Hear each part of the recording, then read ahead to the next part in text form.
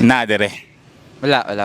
Ang puhon ba ang puhon? Ampon? Wala, ragyapon. Ano man asa man ron? Nas, ato-ato rin na. Oo, tada. Bayawan. Ano man nas bayawan? Uy, ato-ato ra. Ay, sorry.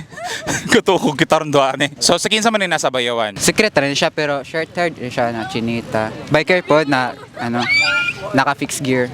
Mga type na ako siya. So, ang trip ni mo sa babae karon ka ng biker? Oo, okay, para magkuyog Ay, sa biker, siklista. Siklista. Kaya ka biker motor, di ba? So, ang ganahan ni mo sa kababae, siklista.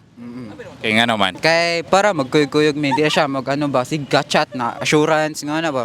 Kapoy. So, tagalakaw magbike. Tagalakaw magbike. Taga-bike magbike. Magbike, taga-bike, magbike. Depende ra sa ruta. Kaya og sa layo, tuklod ra po. Valentine's ba magbike ra duwa. Oo.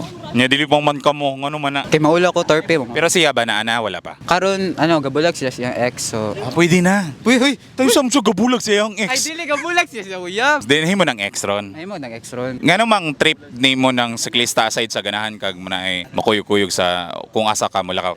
I trip na ako sa siklista is like I can give her more more efforts like if expensive kids kay nga na man jud ko kaya. Kung anday ka sa tawo na garbuso, Oo, gastador. kung magka-relasyon man. Pero nanay mga past relationship pod. Isa. Isa nga namang gibulagan kay dili siklista? To siya's best friend, pasta na.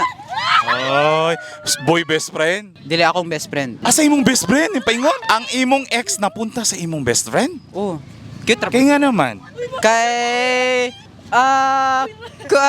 ay nagka-offend na. Ako yung nagkasayop mong gabulag mo niya. Naka-find interest siya sa... Ano ma-offense siya nga? Ikaw man saypan? Sa man Ako ron? tuloy sa'yo pa. Ako rin. Ano? Ma-offense siya? Debe kung saypan. Ako rin. Kaya di ko ganang isog. Saya yung saypan gudi ay.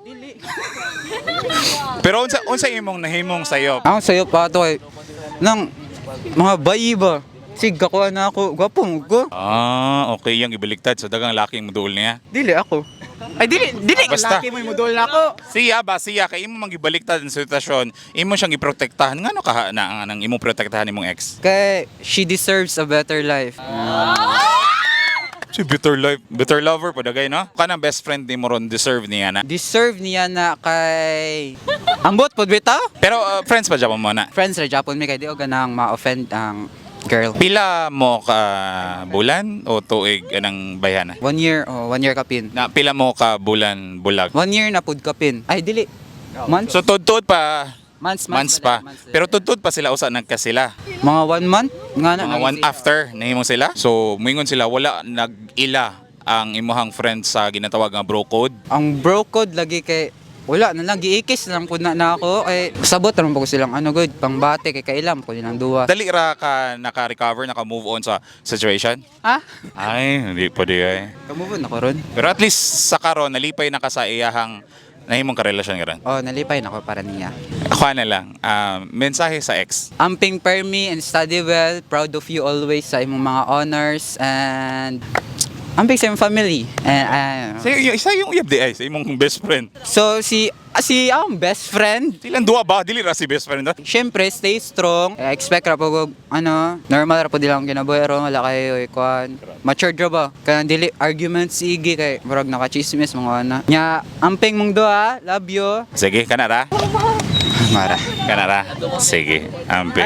Si Doma Fixation. Ayun na, sa kapoy na. Good. Sige. Shout out ko si Doma Fix, especially sa akong idol na si Vaseline na lamig kay glawas. Lucky ko, lucky. Og si James Buday na Koreano no.